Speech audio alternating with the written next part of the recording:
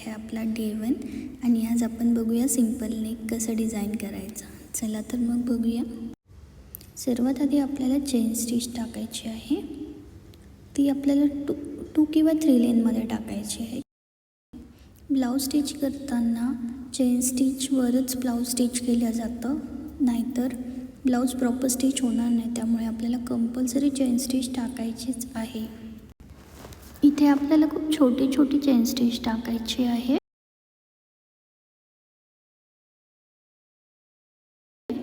बघू शकता ऑलमोस्ट माझी चेन स्टिच कंप्लीट होत आलेली आहे.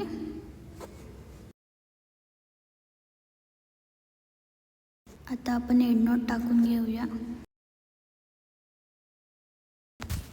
आता आपल्याला शुगर बीट्सची एक लाईन करायची आहे. फर्स्ट लाईन आपण शुगर बीट्सनी करणार आहे. इथे आपल्याला एक बीट्सचा यूज करून लाईन करायची आहे. ही डिझाईन आपण स्लीव्जला आणि बॅक नेकला सुद्धा यूज करू शकतो. पूर्ण झाल्यानंतर खूप सुंदर दिसते, सिंपल सोबर दिसतं ती डिझाईन.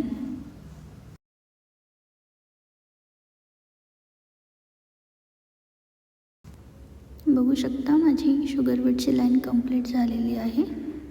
आता आपण इथे एक एंड नॉट टाकणार आहोत. एंड नॉट टाकणं खूप कंपल्सरी आहे. मी तुम्हाला प्रत्येक व्हिडिओमध्ये सांगते, त्याशिवाय आपलं वर्क सिक्युअर होत नाही.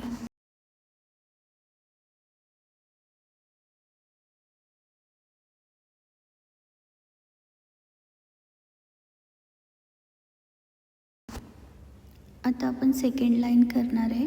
यामध्ये आपण 3 mmचे गोल्डन बीड्स यूज करणार आहे. त्याच्यामुळे ते मोठ्या साईजमध्ये असल्यामुळे त्याची बॉर्डर हायलाईट होईल आणि खूप छान दिसेल. बघू शकता सेकंड रो पण माझी कंप्लीट झालेली आहे. आता आपण इथे पण एक एंड नॉट टाकून घेणार आहे. आता आपण नेक्स्ट लाईन करून घेऊया. इथे आपल्याला शुगर बीट्सचा यूज करायचा आहे. त्यामुळे दोन्ही साईडला शुगर बीट्स आणि मध्ये 3 mmचे बीट्स उठून दिसतील आणि त्यामुळे आपली नेकलाईन पण खूप सुंदर दिसेल.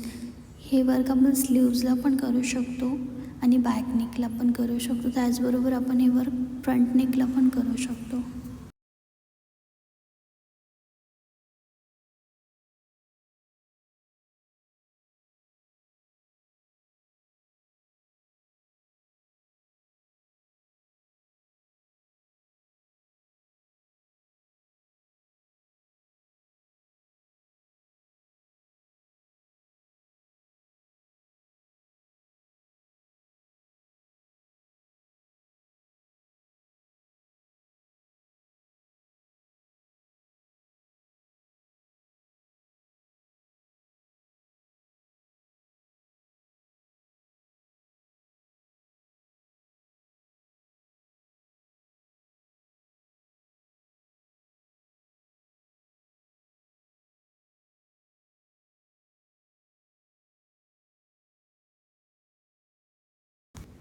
बघू शकता माझी लास्ट लाईन पण कंप्लीट झालेली आहे.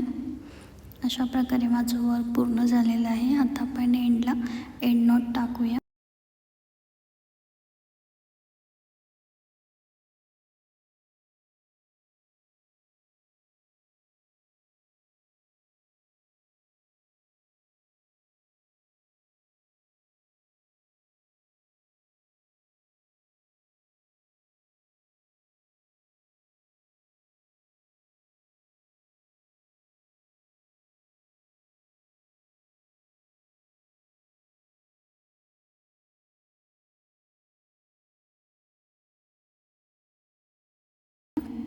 तुम्हाला जर व्हिडिओ आवडला असेल तर नक्की लाईक करा, फॉलो करा, शेअर करा आणि सबस्क्राईब करा.